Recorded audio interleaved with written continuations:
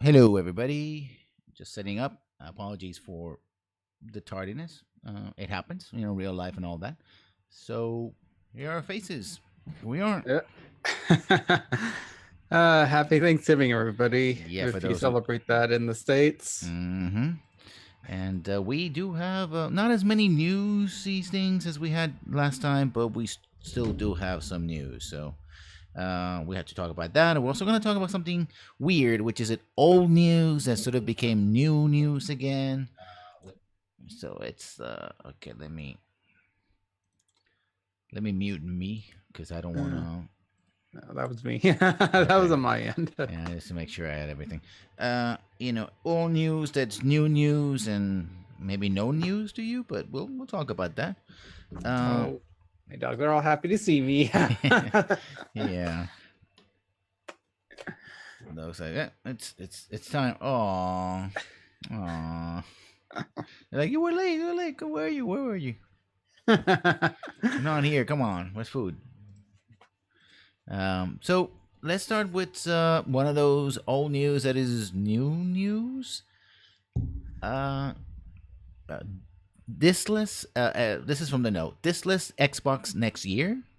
Hmm. Um, it seems it's going to be a version of existing Xbox, so maybe they're trying it out as opposed to a new Xbox machine, and that I think it's will tie up nicely to what we're going to be talking about later on.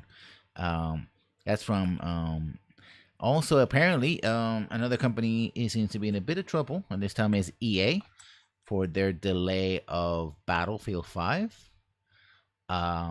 Although it's kind of hard to say whether that. I mean, it's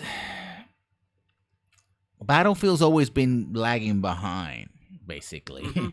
It's behind a Call of it's a, one Duty. of those Me Too games of like, oh look, we also have a military first person shooter like Call of Duty. And yes, the Battlefield One did very well because it was a slight shakeup of the formula, right? It's like, oh, we're going to back to World War One, but that faded very quickly now. So it's like, okay, just another game. So, and I think also it's like, I think EA maybe was hoping that if Call of Duty Black Ops didn't do so well, they could come in and ride in the wave, right? It's like, oh, they didn't do so well. Here's our game. People were like, yeah, but again, like you said, it's kind of the same thing. Yeah. So, and then on games that apparently never die but never come alive, same to know also has Final Fantasy VII Remake is progressing. Hmm. What? Apparently, Yeah, go ahead. yeah. So that's a uh, the whole thing with like Final Fantasy, just Final Fantasy in general, or kind of their main staples. It's just been so all over. It's like, oh, it's in production. Oh, it's in pre-production, and then of course they just had the cancellation of the Final Fantasy 15 DLCs, and then some people are reporting that essentially they had something in the like not almost done, but they require far enough in production before, and then they kind of ended up scrapping everything that they've shown us from it before, and now starting from scratch. It's just all over the place. Yeah, I think it's vaporware to the max, right? It's like, I don't know. It comes to a point where it's like, really just kill the whole thing. Just let it go. I mean, and in the news that we talk about Final Fantasy 15 suffering all the DLC that was remaining, or most of it getting canceled. Now, the one Final Fantasy that really sort of brought Final Fantasy to the West, and basically, I think that's why people like Final Fantasy. Is it's pure nostalgia. I played it. I remember trying to play the PC version because there was a PC version, and it wasn't very good. And so I had to borrow a PSX, a PX1, from a Yeah. friend of mine, and I played it. The thing is that I don't really have the patience, even as a Final Fantasy, to play those. I mean, they're long, and the thing about JRPGs in general and Final Fantasy games in particular is that their pacing is very slow, right? Yes, I would agree that events unfold. Sometimes that some of them do take a while to kind of pick up. My first one, my first Final Fantasy was Final Fantasy 9, and I was just blown away. I'm like, oh my god, what is this game? Like, what is this game style? 'Cause I honestly think that might have been like one of the first JRPGs I've ever played as well. And Hmm. then I play like my friend. This game was lent to me by a friend in high school, and he also lent me Final Fantasy VII. It's like, oh, if you love that, you'll love this. And yeah, like it was just fine, but I was kind of taken aback at how bad like the graphics were compared. It's like, why are they like Lego people? And then I, I mean, I thought that was a weird creative choice. well, they were first generation 3D graphics on console, so Yeah. yeah, that's a reason, and that's why they have the backgrounds were sort of pre-rendered and all that. And I think that's another thing about the Final Fantasy is like you're talking about a huge gap, technology wise, right? Um, Rendering stuff. I mean, they've done like Final Fantasy movies and even done shorts and stuff like that. So they have reimagined the characters. Oh, so yeah, that's the other aspect, and I think some older fans might have some concerns about this remake if because a lot of the things that have come after Final Fantasy VII that are tied off or they're tie-ins or spin-offs or sequels, they're so convoluted and they're retcon in. And a lot of them are there's concerns whether like this remake is going to have like kind of push those retcons in there. Yeah, that's the thing about long running Japanese RPGs, JRPG series. They're very good at sort of stretching them out. I mean, I started playing Tales from the Sky, and that was a spin-off of another JRPG which had like 11 or so installments. And then I found out that now there's a new set of spin-offs which is uh Steel Shield or something. I'm like, they just keep making them, right? I mean, they make money, so that's, people complain about sequelitis, but Japanese are excellent at that. But that also means that there's just a continually snarl, right? It's like, who are these characters and where they come from and what's going on, right? And then Oh, of course each Final Fantasy is in a way final because it's its own yeah. contained universe, so it has its own spin-offs and stuff like that. It's like, Yeah, I honestly almost thought that the Zelda games were similar to that like it's like its own contained little story mhm. universe thing, except that for some reason it recycled the same characters. It's a But new version of Zelda, but it's not quite Zelda, but still yeah, Zelda. but So, no, they're all somehow tied in together, except mhm, for those 3DO games that don't exist. yeah. And talk But about some. yeah, Go ahead. the other kind of the flip side of this, which was actually just reported, was that a game that's been in development hell for Square Enix, which is Kingdom Hearts 3, has finally gone gold, which is what I think over a decade now, maybe. Yeah, but that's another franchise that they haven't actually done the full three, but then they have 2.5 and three quarters, Yeah, and they've had so many little spin-offs, and yeah. I've heard the plot has gone so convoluted that I mean they did like re-release an HD uh update bundle collection for the PlayStation 4, which is called The Story So Far, which I think includes every single game up to Yeah, that but point. I think that one was always gonna come out because it's a Disney license, Yeah. right? And Square Enix having a Disney license for so many characters, because it's not just one or two characters. This is Yeah. the main characters. This is the characters they created for the game. Plus, it's Mickey Mouse, it's Goofy and Donald Duck, and then everything else, right? Yeah. It's Oh, like, especially like their Disney's newest cash cow, Frozen. yeah. I mean, so I don't think that we're gonna go like, no, we're not gonna make this game. It's like, are you kidding me? And also, I mean, Disney is popular on all the sides of all the. It's popular in Europe. It's certainly popular in America, and certainly popular in Japan, right? I mean, they have their own. There's Disney Tokyo, I think it is. You have Euro Disney and the two Disneyland. So it's Disney is now well, right there with Amazon, like the biggest media conglomerate there is. There's, they're eating up everything. So yeah, I don't think anybody, Square Enix was gonna like, oh no, we can't make this work. So sorry, Disney going like, no, no, no, no. I don't think you understand. You're gonna make a game, and it's gonna be good. Like, but we've been trying. It's like, no. Let's just say that you're gonna make a game because we're paying you to make a game, and we're willing to pay a lot of money for you to make this game. So get on it. So I think that's the thing, and I think it's just Disney. It's the same reason why we have SWTOR still, because Star Wars and EA, like, they're not gonna let go of that franchise, especially now with Disney backing it up. It was like, yeah, that's it's a cash calf, I guess, for they Disney's the cash cow. Their licenses are their cash calves. Yeah. It's more like a cash cow and a golden goose all roll into one. A bit of a news that I found very interesting that just came up.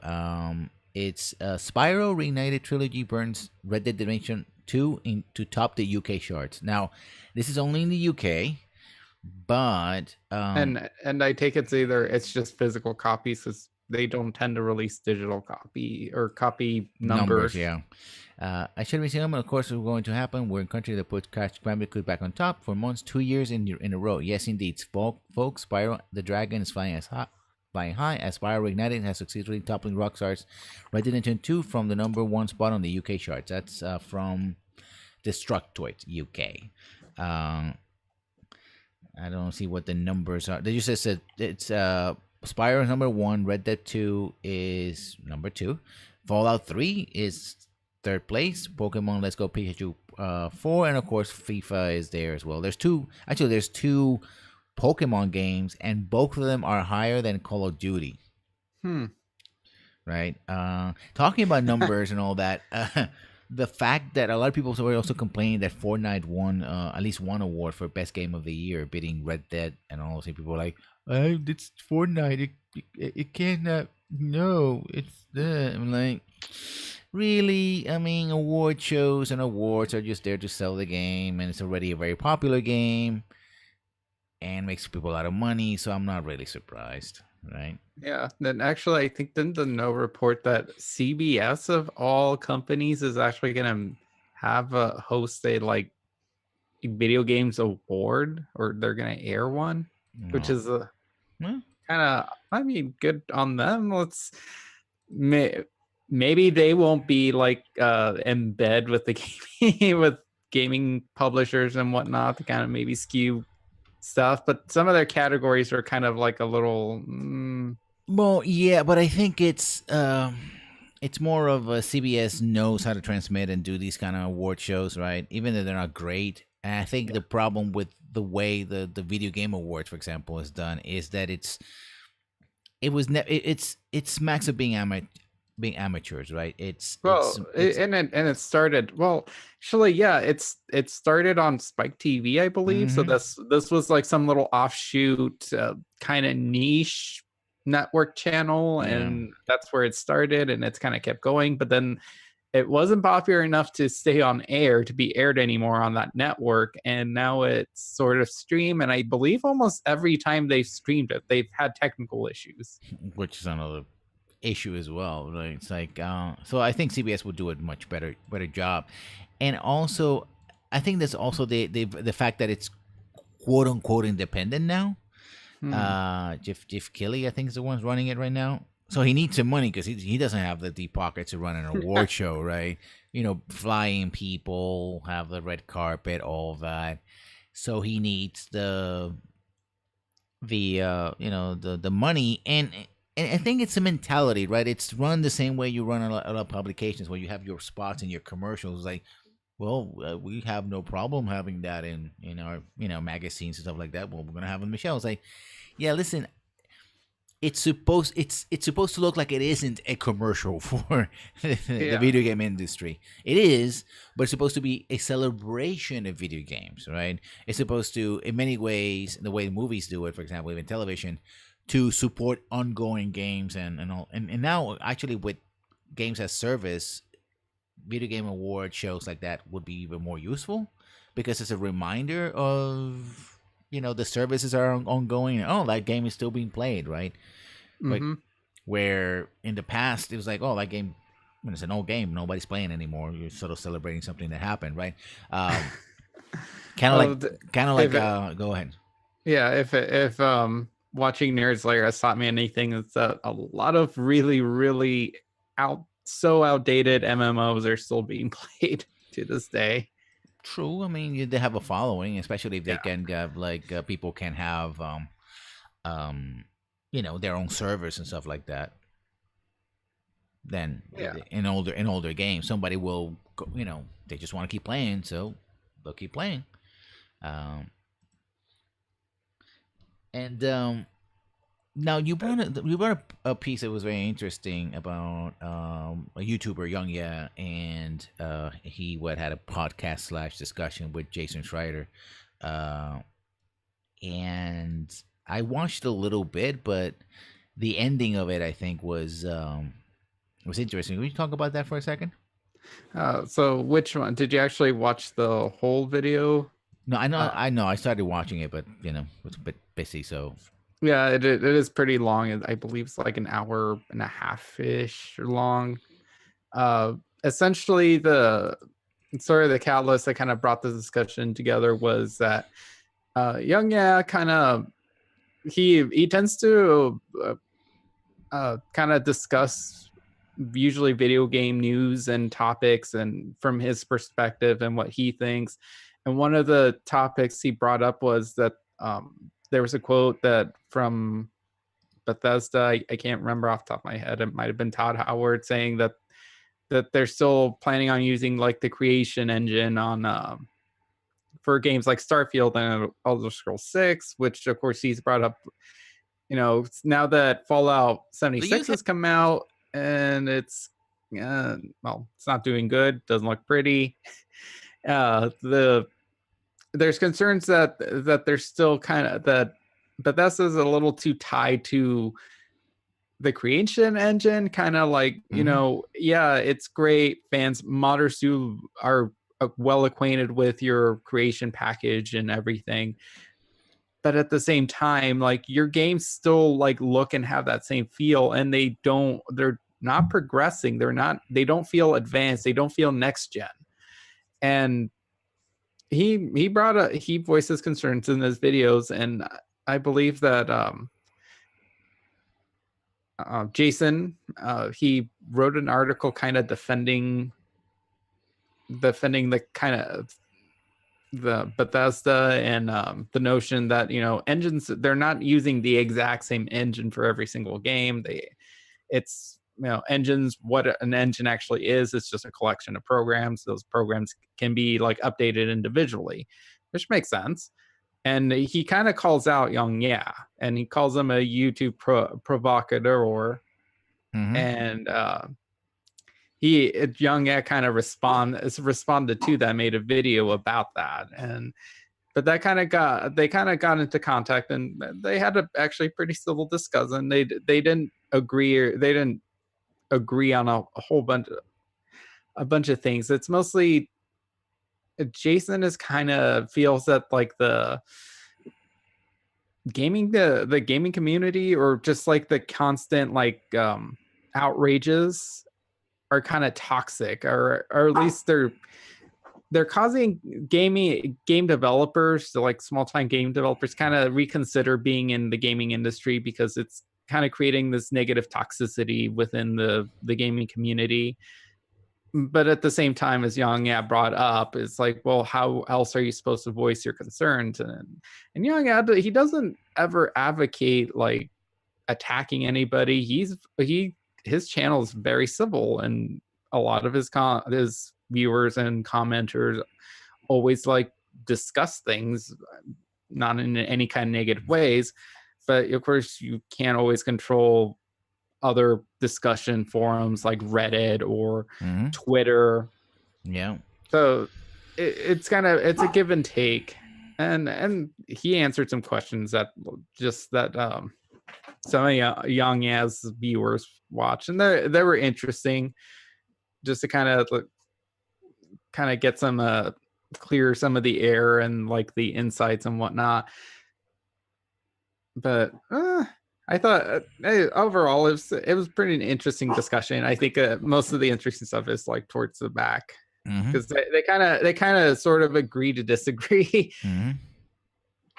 Yeah, but I think, I mean, yes, on one hand you do have toxicity, but it's, you cannot say, it's one of those things where you cannot say, oh, we can't, constant complaining. It's because in many ways there's constant things.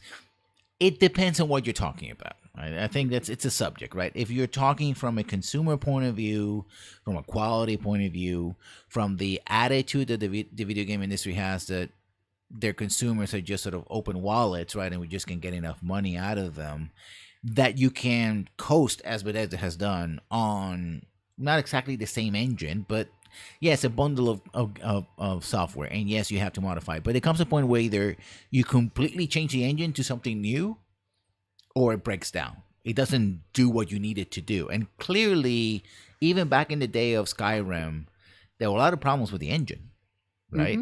I mean, Skyrim, like I said many times before, I have over 1,000 hours playing in Skyrim. I love the game. But I cannot say with a straight face that the Skyrim is a perfect game, and certainly it is broken in many areas. And if it weren't for modders, they wouldn't do that. And how, for example, Bethesda has tried to, do the horse armor thing, pay mods. Other companies are doing microtransactions. And again, we get into this idea of, I think the divide is the real divide should always be pro-consumer, pro-industry. And you can see where some YouTubers and some commentators and other people are pro-industry. And I would say, for example, I say the no. I mean, we use a lot of the no stuff here, but they are decidedly pro-industry. Yeah, for reasons we discuss. And there's some people who are not necessarily pro-industry; they're pro-consumer. Doesn't mean people who constantly voice their issues with like microtransactions. That's a big one. Yeah, and I think there's a difference between also how you approach subjects and with subjects. And it's like, if it's like complaining, bringing an object from other media. A lot of the complaints about how unfeminine, for example, She-Ra, the new cartoon, it was cartoon for little girls, is, and I'm like, really? You're a grown man in your 20s and 30s who probably would have been ashamed to watch the original She-Ra anyway, because it was or maybe your 40s, the original, because it was for girls, and now you're complaining about this being ungirly. I mean, you're not the target audience. It's 30 years, 40 years since the original. It's a different audience and different messages. It's not for you. You're probably one of those people who actually have like My Little Pony T-shirts. I mean, sure, you want to buy them, want to be part of the community, but there's some things involved with that. But for example, if I buy a game for $60, $70, $80 while I'm watching the frame rate tanks, right? Or they make it so that the microtransactions, I have to grind my transactions and they break their own game on a Battlefield. You're like, I have the right to complain. I have to complain about quality. A right to complain and even make social observations, right? If they're informed and make. So, yeah, the sort of automatic, and I think that's one of the divide is like people sort of fall into one of these two broad camps. And I think one of the things I found kind of annoying is that Jason kind of asked Young, I was like, oh, have you ever like tried to reach out to like Todd Howard? It's like, really? Like, have you ever tried reaching out to the president? Yeah, like, I mean, that was a bit like presumptuous. Like, like Young's like, no, but I've reached out to like Bethesda's PR, which is that's what they're there for. Yeah, and also I think it's there's also that assumption. There's another defense, like, oh, these folks are human, right? It's sort of the support the industry. Oh, my dog is really excited right now. We have a doggy in the background. That sort of, oh, these people are human, and yeah, of course they're human. Todd Howard's a really human being. We know that.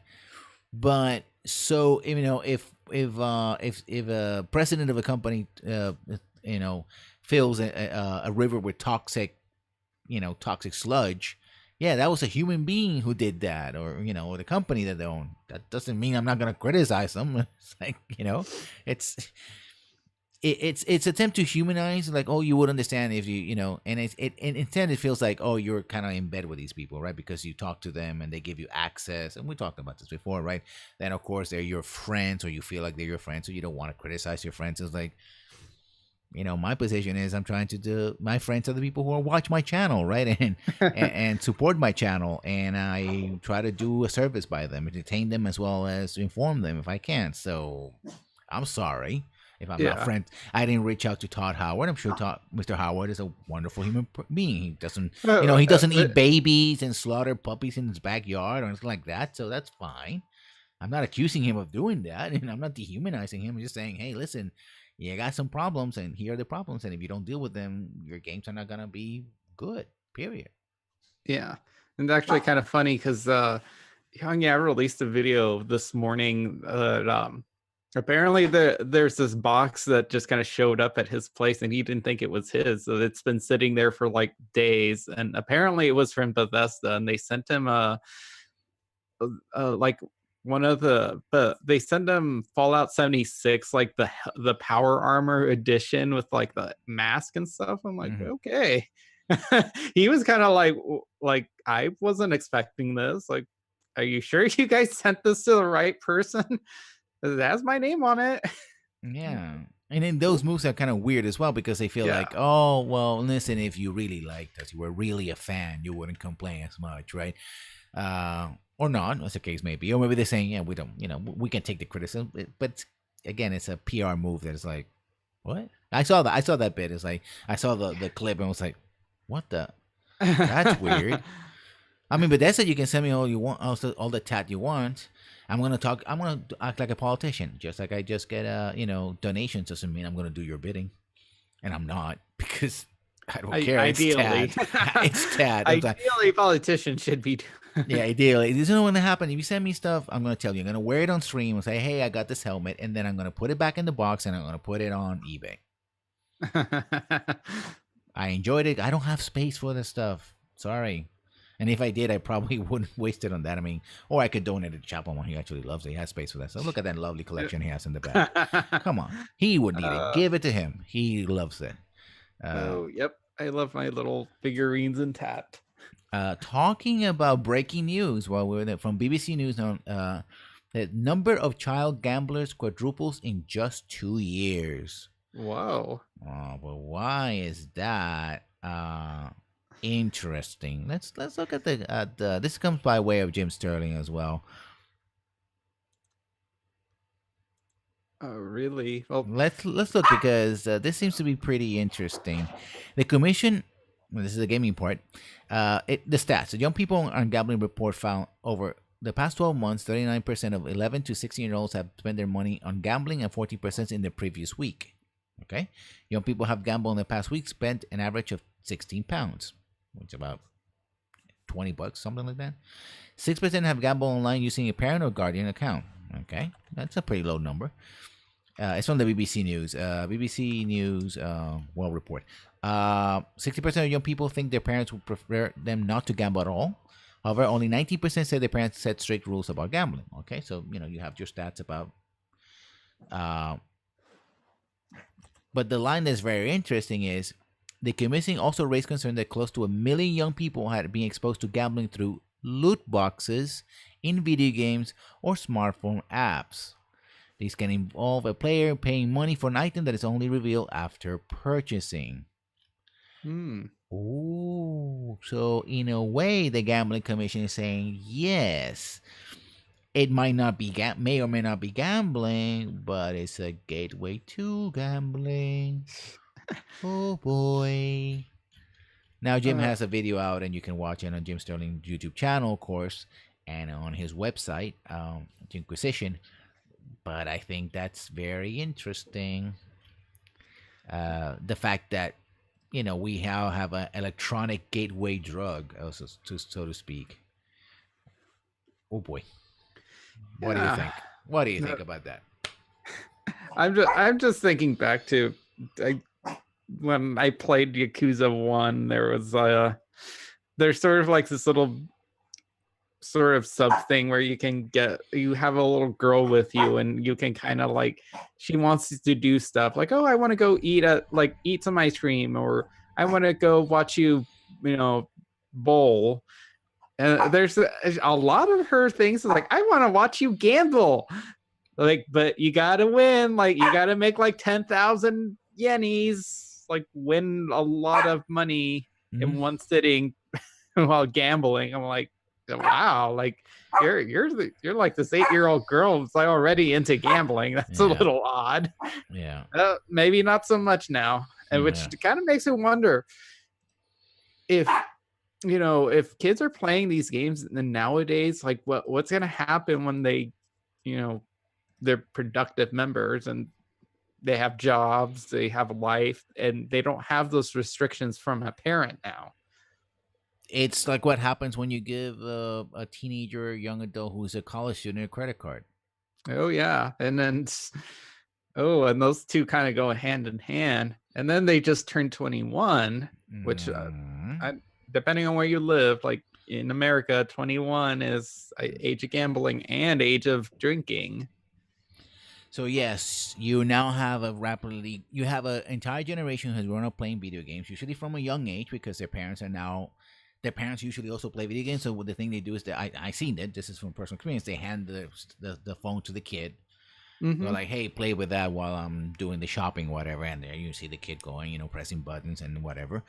Yep. They get used to playing, especially in smartphones, playing with these video devices.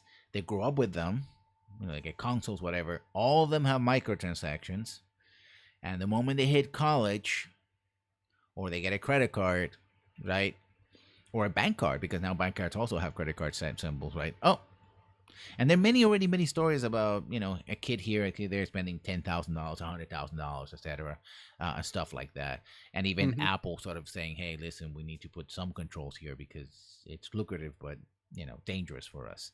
Yeah. And we talked about how EA has been fighting tooth and nail, in fact, ignoring some of this regulations. Like, no, no, you're mistaken, and we're gonna go to court to prove it, right? It's like, yeah, this is snowballing.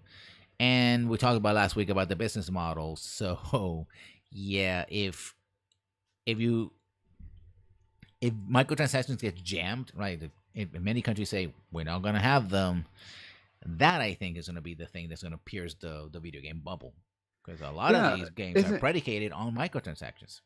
Yeah, and it's so weird that like, does it always seem kind of a little odd to you when like major like news outlets start reporting on like things that are related to gaming? It's like, oh, it's like, not that I don't want people to like, oh no, don't, I don't want fresh blood in my gaming population or anything like Hmm. that. Be exclusive, exclusionary.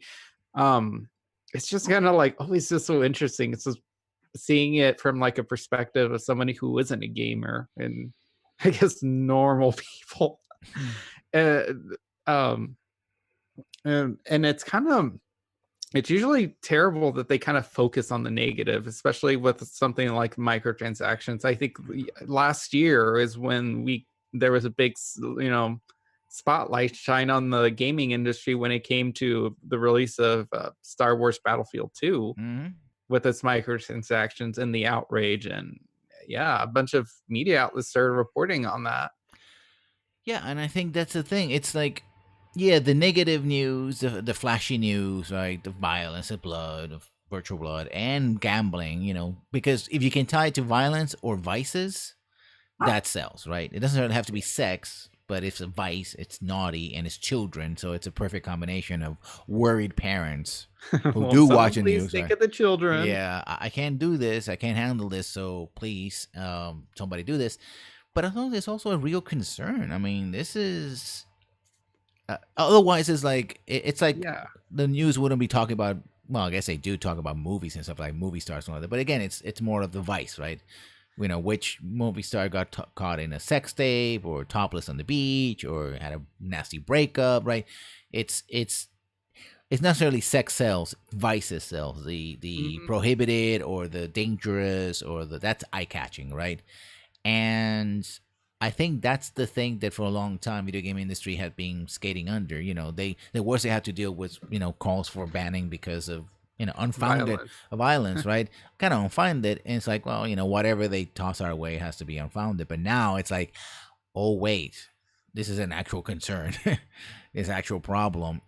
And going Yeah. back to the what Young was saying, like, and the whole divide is like, overall, and I'm a big believer of this, and some people who have been watching this program for forever know this. I believe that overall microtransactions are not good for the industry for a variety of reasons, right? Um, and very hard, if not impossible, to truly justify. And part of the reason is, like I said before, if you have an entire industry based on a very specific business model with a lot of weak points, massive weak points, and somebody starts prodding at them, trying to pop that bubble. When that bubble bursts, it bursts out and then implodes, right? And if you start having countries like the UK, which are very important markets for video games, maybe they're not in the United States, for example, maybe they're not Korea or China, but they're still important markets, right? And these things tend to spread. Like, for example, the Chinese government, they're very heavy on regulations. They put regulations and put, video game addiction. They're believers in video game addiction. Hmm. What if they decide, you know what, all these video games that have microtransactions, that's gambling, that's illegal. We're not getting a dime out of it. Boom, you're done. It only takes, a few concerned parents and a few concerned politicians to go like, this is an easy grab. This is an easy thing that looks like it's easily fixable and doesn't, you Hmm. don't run out of risk doing it. Because that's the other side is like, how risky it is for a politician to say go after this, right? Yeah. And I think companies like EA are banking that they're big enough and powerful enough that that they can fight this in court. But we're talking about Disney as well. There are other Yeah. companies involved, and certainly Disney doesn't want. I don't think Disney wants to be involved, be seen as a gambling company because it goes against again vices and against being a family uh, you know, company. It's Yeah. one of the reasons why Company. Nintendo really, I think, doesn't want to get into. I mean, Nintendo has a lot of flaws, but one of the reasons they don't think they want to get full on microtransactions is it's not they're very conservative in some areas, right? Which has worked for them Hmm. well. And second, they want to see themselves as a family video game company. Yeah. So It's they don't just, want to be associated. They kind of like, yeah, this is not gonna be well for us. It's not association wise. It's not gonna look well. Let's not go there. There's no reason to go there. And I think the rest of the industry is gonna go like, yeah, I think we're gonna have to do that. If they don't, well, we're gonna have problems, and we're already seeing those problems. yeah. Um, so It's like, in other news, not really news, but I wanted to comment on this because I think it's tied into what we're gonna talk about in a very interesting way. This week, Modern Vintage Gamer put out a video, and the title of which was "What Happened to the Xbox Live Arcade (XBLA)." And it's like I haven't thought about XBLA in a very long time, mostly because I'm playing on hmm PC. But I remember when I was in the 360, I played quite a bit of the XBLA. The fact that XBLA was a feature of 360, I think, made it very popular. I'm like, why don't you have XBLA anymore? And he explains, and I'm going to put the link to it on the chat so people can watch it. Hopefully not right now; they'll watch it later on. By the way, it's an excellent channel. Can't say they're friends of the program because I like to think of they are. That's the link, and here's the title. If you need to look for it, Google search. That's under Modern Vintage Gamer, an Australian modder of consoles and the like. I have to make the necessary required announcement that this channel does not endorse piracy or on using undue copies of games. That's the official policy on their Twitch and of this channel. However, uh, this is still a very good video, right? Uh, yes. and so it's interesting that these sort of, we talked about the smaller games, the indie games, and stuff like that. And one of the things that really brought a second wave of indie developers was XBLA, right? But it got more restrictive and more difficult to do over time. And I think Hmm. now, really, Nintendo with the Switch has sort of picked up the ball on that to a Yeah. degree, and it's working well for them. Not tremendously well, but it's working well. Expands their library. But that leads to today's topic, which is a weird one because, like I said in the beginning, it's both old news and new news. If that makes Yeah. any sense And whatsoever. actually, this was my thought when you after I watched that video. It's like, well, it I guess like Microsoft's just wanting to move away from doing small little niche games that they're like $5-10, Mm-hmm. and focus more on AAA games. Wow, I was completely right. They actually want to go a step above that, if that's even possible. Yes, about 6 years ago or so. So this is the old part of the news, right? Microsoft announced or hinted at that they wanted to have a quote unquote AAAA studio, a quadruple instead of AAA, a quadruple A studio. When you go like, what now? What's that Yeah, supposed to mean? I mean, so that's the first question that comes to mind. Is like, what do you mean yeah, they quadruple? want to deliver a quadruple A experience that delivers experiences that deliver first party goals, and more importantly create a fun game experience for our audience. And when I kind of glanced at this, because there's like little things that they have a list of like deliver end to end experience, and I saw the word prototype. I'm like, prototype was, if prototype was an example of a quadruple A game, like that was that's a terrible vision. But no, it's not the prototype game. I The game's enjoyed the original prototype. prototype. I hated the second to last boss battle in that game, but Like I I had don't. fun. Yeah, I've heard it's good, but I'm like that's definitely not like anything better than triple A games. yeah, nah, I think I am thinking of the second one. The second one was terrible looking because it looked pretty rehashed. yeah. It looked like they reused it a lot, but the quadruple AAA. And the thing is, of course, that um, Chatbomb provided one of the links on Wikipedia and some other links as well. From Yeah, there, go ahead. yeah, because that made me stop and think like, so where exactly does the term triple A come from, and where like who coined it? Where does it come from? Why did we start using it? Like, what does it actually mean too? Like, yeah, and we've talked about that a couple of times. It's like, what is a triple A game in terms of, is it, but usually in terms of like what constitutes an indie game, and Mm-hmm. with a triple A game being the polar opposite. Yeah, and according to the Wikipedia article and some other links therein, And of course, it's Wikipedia, so take it. take it with a grain of salt, of course. It's a Yeah, good place to start. Let's put it that way. But I think the word and it tracks with what I know, and I think most people would agree to. So it's not that far off. That it started appearing in the 1990s and really took off in the 2000s. The idea of high quality, high end, and one could argue more expensive games, particularly those that are in and around the $60 mark, for whatever that means. The myth of the $60 game, of course, which in 2000, that's when it got cemented, right? That you bought a game for $60, especially in the time of the 360 and PlayStation 3. That was sort of the cap, as it were. So and one of the things about AAA games is that they have what called the AAA polish, right? They're the high end games. The reason why they cost so much, bring Jongye and Fallout 76 as a sort of weird example, is that they're more expensive than your indie games, your $20 games, your mobile games that often are free, etc., because they have the high end graphics.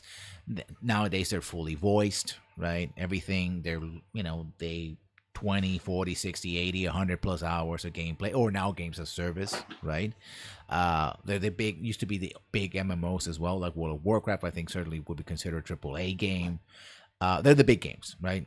And all yeah, those A's are supposed to be, the more A's you have, the bigger it is. yeah. And according to the article, it's supposed to be an analogous to the film industry term a blockbuster. So these are supposed to be blockbuster games. Mm-hmm. The only other things like the article I really don't agree with, they also they relate a term called, I've never heard this before, a triple A plus game, which is supposed to be a game that has like recurring uh like generate like MMOs. They have Mm. a reoccurring form of monetization. And triple I, which is supposed to be independently funded games. I've never heard that term. Yeah, I don't think those I don't terms. think, yeah, I don't think those terms are going to catch on. Yeah, they haven't caught on. And I think it's a marketing term, right? It's like Yeah. these are the best of the best, right? Yep. And tying into Microsoft, and it is two things. First of all, Microsoft, by one of the things they did, abandoning eventually the XBLA, one of the problems that they had, and this is and the quadruple A project goes from 2012, so it would have been around even before, certainly the release of the Xbox One and the Xbox X, and probably the diskless Xbox X, whatever you want to call it. No, triple X, I suppose. And well, that'd be nasty. And one of the things that they had in this generation was the lack of exclusives, right? Yes. And the quad A, let's put it that way, not triple A, quad A, because I don't want to say all the A's at once. Is supposed to fill in that gap. We're gonna build such great games that are going to be exclusive to our machine, right? Which is supposed to be, that's one of the things that also Microsoft been touting, the most powerful, game machine out there. They're the best of the best, right? Compared to Sony and Nintendo.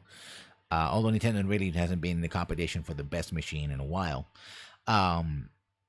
That you're like, okay, they're gonna be super blockbusters, right? I think you mentioned something like the Marvel movies, right? They sort of like the Avengers movie. Yeah. And actually, like, I think they kind of put out like a good one, like almost like, I think they want to have like almost like a Grand Theft Auto. Like when Grand Theft Auto games come out, like 4 and 5, those were big. Like, and I think like this year is Red Dead Redemption. Like, again, I walked to the stores and found like the exclusive little cardboard stand thing for Red Dead Redemption, like empty. Yeah, and I think it's so it's a way of sort of making make this thing like Microsoft through Xbox is the best machine with the best games exclusive to it, etc., etc. The problem is in the last 6 years they had a few exclusives. And even the old reliable excuses like Halo haven't really performed for them, in part because they have a bad performance, especially in the multiplayer. I have a lot of complaints about Halo 4 and Halo 5 having, horrible, and the re-releases of the older versions having horrible multiplayer. It's like just completely screwed up, which is the forte of the Halo games, right? And the Halo experience. And I think that's one aspect of it. So if they're going for that, they don't have a good track record. Well, PlayStation, ironically enough, with their exclusives, they sell well. I mean, Spider-Man has sold very well, and others. But God of War. But the irony is that they're almost verging on double A. Like we also talk about double A as being sort of one step above indies, in that they're very focused, usually single player events, right? And compared, say, to the average AAA games, they don't sell as much. I think they make 1 million or 2 or 3 or 4, even 5 million copies, even 6 million. But they're designed essentially to sell PlayStations, right? Buy a PlayStation because it's the only way you can play Spider-Man. The only way you can play, Horizon Zero Dawn. It's the only way you can play these games, right? Plus all the other games out there as well, right? Which is the reason why you have exclusives. But Sony seems to have it right in the sense of we don't need huge games necessarily. We don't need games as service because it's about selling the machines, right? And we want the machine to have as many games as possible. And I think Microsoft is going the opposite direction. This also includes games are so big, so powerful. They're embracing the idea of the game as service thing. Well, Sony has fought it. But again, not without great results. And they've been buying a lot of, studios, for the makers of Forza. Let's look at some of the studios they bought. I think I have a link to that. hires ex God of War, Red Dead Redemption staff, right? Hmm. Um, they also acquired Playground Games, Undead Labs, Ninja Theory, and Compulsion Games, and Yeah. Obsidian, right?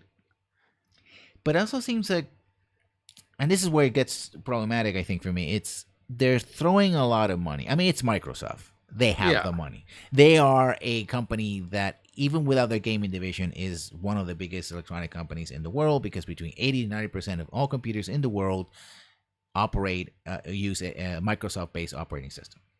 So they're Hmm. huge. They're a huge company, right? They're the ones that can, if they were to go toe to toe with the Belgian government, they would certainly have a lot of pull compared, say, to Yeah. Electronic Arts. But the fact that they're first of all, they're acquiring a lot of different studios that don't seem to have a lot of things in common. Yeah. And a few developers from very different projects, or they're well known for different projects that again don't seem to be related to each other. Yeah, they're all, and I'm wondering if Microsoft is just going on a buying binge, and because they're available, right? They Yeah. decided, oh, I mean, they have made some big buys before, such as Mojang, right? Oh But yeah. in many ways, they bought Mojang and they're making the money because I'm sure they're making money. But And merchandising too. yeah, merchandising. But Minecraft was already full on multi-platform, so you can't say that it's an Xbox exclusive, really. Yeah.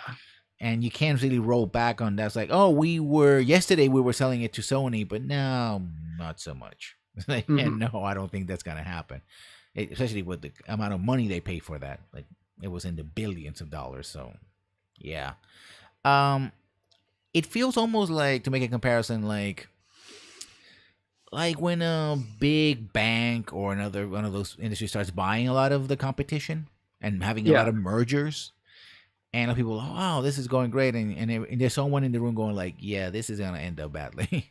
Yeah. And usually a lot of the reasons why that happens is because people, these corporations tend to buy a lot of those other stores with debt instead of Hmm. actual cold hard cash. Yeah, and or they have to pay the debts that those companies own, right? And Obsidian Yeah, has and then of been, for course when example. they buy these companies too, they're also buying the debt that that company has, and then at some point, usually that return on that investment of buying that company kind of tends to not pay off because they don't generate enough revenue, and then the interest on all that debt they've acquired doesn't add up, and then of course the bank comes knocking because they can't make their payments. Hmm.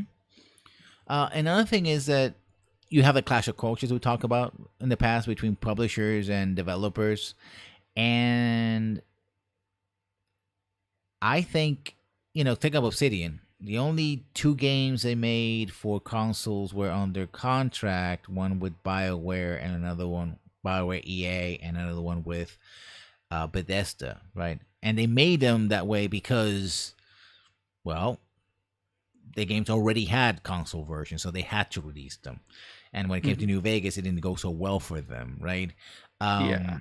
Most of the games before after have been PC exclusives, and Microsoft is gonna want, if Microsoft is gonna buy all this, they want to make. Also, another thing is Microsoft wants to have a dual strategy where they release for Xbox and PC because Hmm. they don't see PC competing with Xbox. I guess. I guess it sort of makes sense because if I think of I still think of average person, an average person who's not too tech savvy Mm-hmm. isn't going to want like to try to figure out how to set up and install hardware and software to get a game running. They're going to want something that's just easy. There's the box. I Yeah, don't plug have and to play. worry Yeah, about it. yeah. I just buy the game, put it in there, or actually maybe soon, not so soon now, not put the disc in there, just use a download code. Mm-hmm. It installs, it plays, and that's it. I mean, I think that's where a diskless Xbox kind of makes sense because if they want to do what Valve tried to do with their, with their boxes and never really came to fruition, was essentially to have a machine, essentially what I call the iPod iPhone technique, right? You buy a machine that only has one output, and that output is your service, right? You could in your iPhone Google and buy an Amazon something like that, but you have the Apple Store. Just one click it. All the iPhones have an Apple Store, right? If you have iPod, it has iTunes. You just go there and do the thing, right? If you're buy a Xbox, literally a Microsoft box, and you log in, what are you gonna log into? Xbox Microsoft Store. And they've been trying to push Microsoft a lot. So I think what they want to do have a very large staple of games exclusive to that, and make the Xbox as a machine basically an entryway to their service.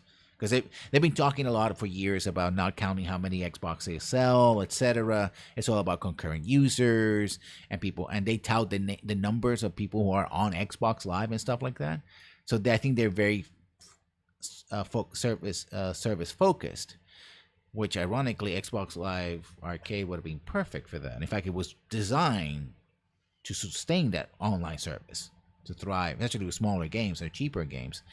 But they're not doing that anymore. They might bring many of these games back depending on the licensing and all that, but that's a different story. They didn't keep the licensing around, they keep paying, so we'll see. But I think the ultimate thing I'm worried about is that if Microsoft starts putting out games supposedly that have to fit this quadruple A title, that means they're gonna have to spend a lot of money per game per service. Yes, and I almost feel like it's gonna have like the Tomb Raider effect, where it's like, yeah, it's pretty and the game is fine, but it didn't sell enough copies. And even though it made millions, or as we saw this year, was Call of Duty only made $500 million. Mm-hmm. And oh no, that didn't make enough money to even break even, because we spent like $1 billion, or 3/4 of $1 billion. Yeah. To produce this game and to deliver this quadruple A experience. And I kind of like attribute it to like the Avengers. So if a triple A is like a AAA experience is like a blockbuster, maybe like they want to aim towards like the Avengers, which would be kind of higher than that. Yeah. Because when like the first Avengers came out, like everyone went out and watched this. This wasn't just a movie that got released, it was an event. It was a conglomeration of like all these characters that everyone watched in different separate movies coming together. And it seemed like everyone went out and watched this video or this movie in the theaters.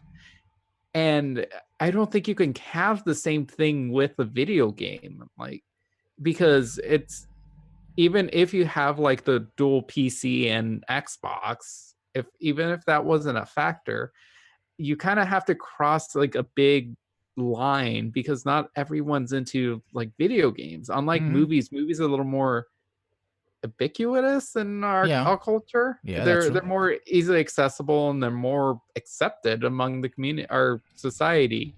And even the fact that this phenomenon happened in kind of a niche genre with the superhero craze, because it transcended past fans of comic books and superheroes, and people like found it interesting and went to go watch it. And I don't think you can have the same thing with video games. Now, the only thing, this ties back into something we reported a couple of weeks ago, was Project xCloud, which is Microsoft's attempt to try to deliver cloud service to any device. And I think maybe in combination with that, and that's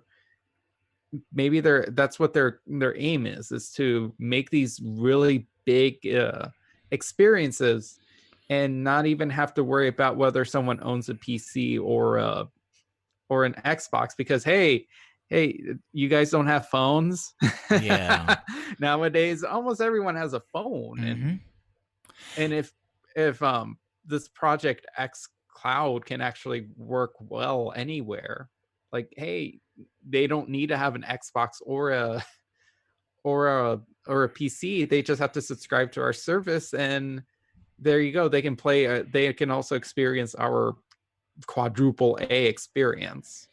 Yeah, I think going back to the Marvel MCU universe, kind of Marvel cinematic universe comparison, it's like MCU versus DCU in one way. Yeah. My fear is one or two things.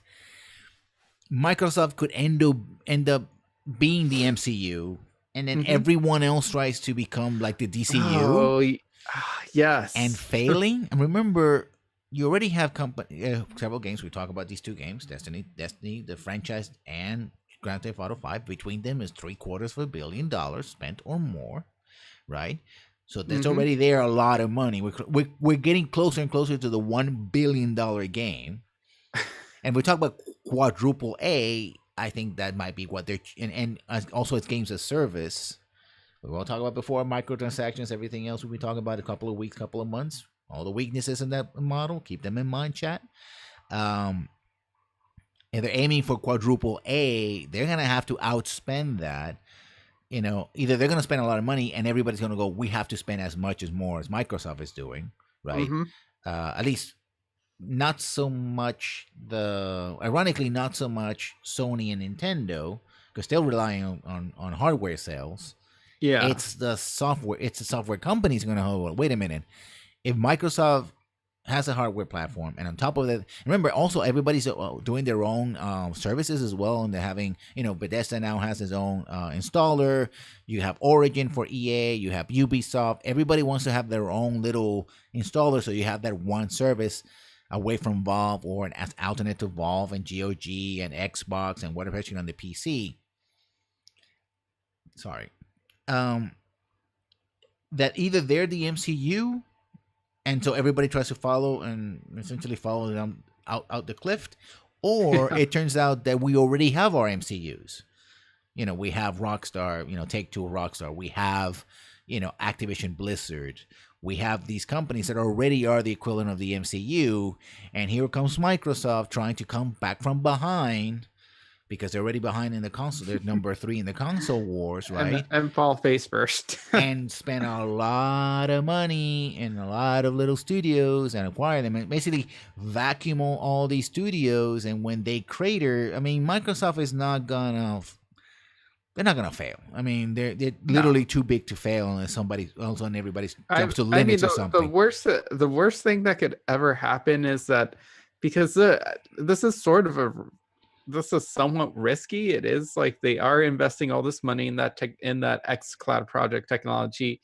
They are risking, buying all these studios and bringing all these other developers from other studios and setting them up in Santa Monica. I can't imagine that's cheap either. Mm-hmm. California is pretty expensive to begin with. Mm-hmm.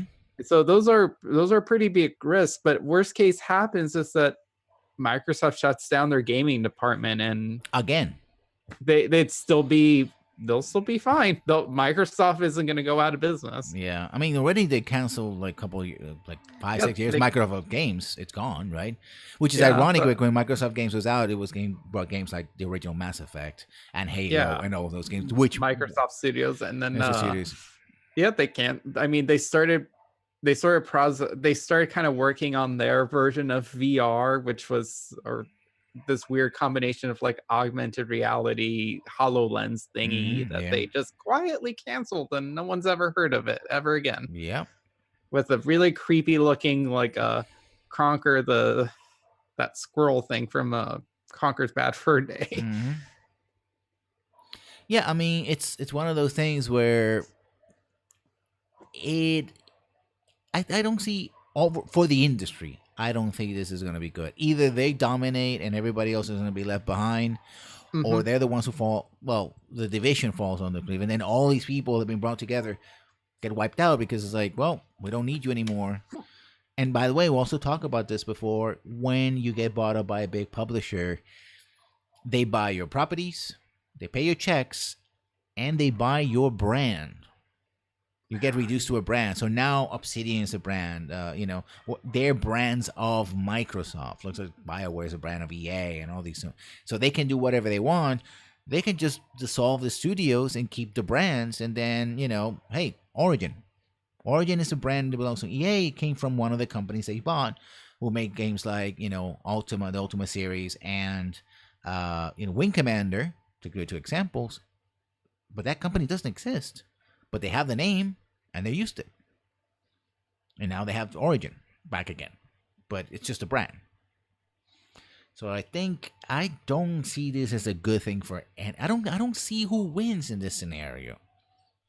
Perhaps I cannot. Maybe it's I cannot imagine exactly outside of the MCU movie comparison, which is kind of hard. I mean, a lot of people say the same thing about the MCU, but it's also running out of steam as well. It feels like it is, and also even Disney trying to replicate the model in Star Wars and other things are sort of going like, yeah, it's not going to be universal successful. There's only limits, even by the very people who are doing it, right? You can have successful movies, but not every movie is going to be successful, and it's a very complex thing. I almost feel like even like Warner Bros. Is trying to do that with like the Harry Potter franchise in terms of like that Fantastic Beasts movie. Yeah, and it's not working because there's a certain amount of fatigue, and we talked about the fatigue before with all the things that are going in the industry.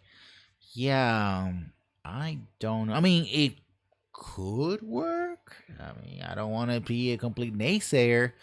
And maybe my problem is lack of imagination, perhaps, right? Yeah. I can't actually see what they're seeing and what they're trying to project. But experiencing what it is, my prediction for now, anyway, is like, yeah, this is not looking good. And the fact they've been working on this for 6 years already. Yeah, and it's like a barely like, oh yeah, we've assembled our team of extraordinary game developers and gonna put them all in Santa Monica. Which actually, I'm pretty sure Sony, actually, who made God of War, the newest God of War, is Santa Monica Studios, and I assume they're in Santa Monica as well. Mm-hmm. Yeah.